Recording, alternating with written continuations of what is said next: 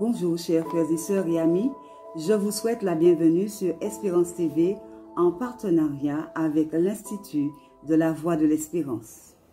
En ce 35e jour de prière, j'aimerais vous encourager à tenir fermement la main de notre Dieu. Le titre du sujet d'aujourd'hui, prier pour obtenir sa grâce.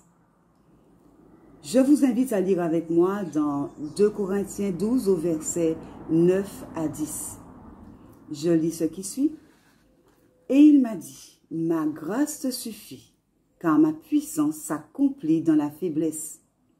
Je me glorifierai donc bien plus volontiers de mes faiblesses, afin que la puissance de Christ repose sur moi.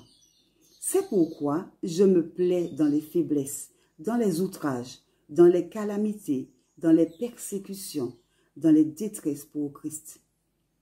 Car quand je suis faible, c'est alors que je suis fort.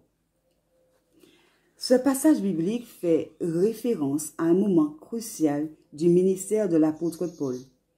En effet, dans sa souffrance, l'apôtre avait prié 3 fois de suite afin que Dieu lui enlève une écharpe qu'il avait dans la chair. Ma grâce te suffit, car ma puissance s'accomplit dans la faiblesse, fut la réponse de Dieu. Comment? Comment comprendre et accepter cette réponse alors que nous sommes peut-être en ce moment dans de grandes difficultés, malades, rejetés, persécutés ou dans une profonde tristesse? Cet extrait du livre Patriarches et Prophètes nous apporte ici des éléments de réponse. Je lis ce qui suit. Dieu est prêt à faire de grandes choses pour ses enfants. Il viendra infailliblement au secours de ceux qui s'abandonnent entièrement à lui et lui obéissent. La raison pour laquelle son peuple est si faible, c'est qu'il se confie trop en lui-même et ne donne pas au Seigneur l'occasion de manifester sa puissance. En lisant la suite du verset, nous comprenons que l'apôtre Paul n'a pas accepté simplement cette réponse, mais il s'est aussi approprié la promesse de Dieu qui y est attachée. Et non seulement il l'accepte puisque telle est la volonté de Dieu, mais il s'en glorifie. Lorsque nous rencontrons des épreuves, chers amis, chers frères et sœurs, particulièrement en ces temps difficiles, comprenons bien que Dieu joint à notre faiblesse sa divine puissance et nous offre son amour. Nous apprenons alors à ne plus nous appuyer sur une personne ou sur notre propre force, mais par la prière et la lecture de sa parole, nous nous approprions ses promesses. Nous mettons tout ce que nous possédons de côté et nous accordons à chaque instant de notre vie une confiance totale à Dieu seul. Je ne sais pas quelles difficultés vous rencontrez aujourd'hui, mais Dieu, lui, il connaît votre situation. Je vous exhorte en ce matin à lui donner la première place et surtout à vous accrocher à ses promesses.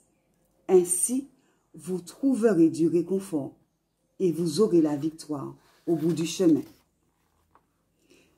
Devant autant d'amour en notre faveur, nous ne pouvons que louer Dieu pour les nombreuses vidéos, les nombreux sermons et séminaires sur la santé, ainsi que les autres ressources qui ont été partagées par le peuple de Dieu au cours de ces dernières semaines.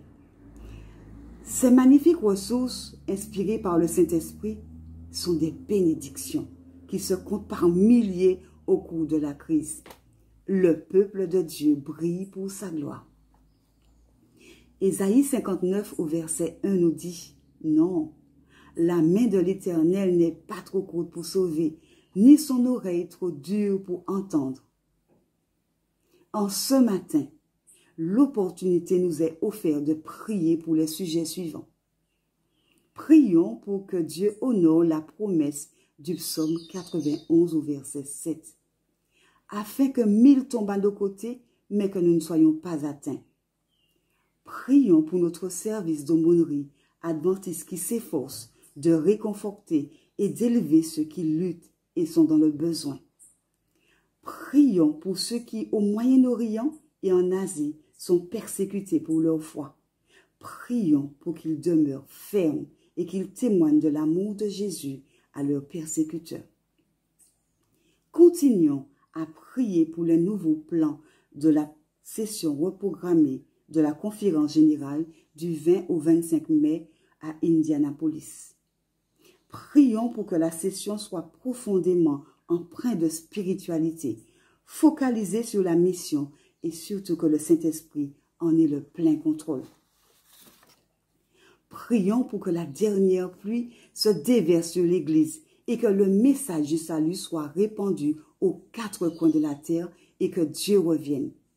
Surtout que Jésus revienne. Je vous invite à prier avec moi pour les sujets que je viens d'énumérer. Inclinons la tête. Seigneur Dieu, combien nous désirons te remercier du privilège que tu nous accordes d'être ici en ce matin. Merci pour ta parole. Permets, Seigneur, que nous puissions l'ouvrir chaque jour, nous y plonger, afin d'y trouver les promesses que tu y as mises pour nous. Aide-nous, Seigneur, chaque jour qui passe, à nous confier en toi davantage. Nous te présentons ce matin les différents sujets de prière. Puisses-tu nous exaucer selon ta volonté. Merci pour tout, Seigneur. Nous t'avons prié en Jésus pour ta gloire. Amen. Je vous remercie d'avoir passé ces quelques instants avec moi et je vous dis à très bientôt.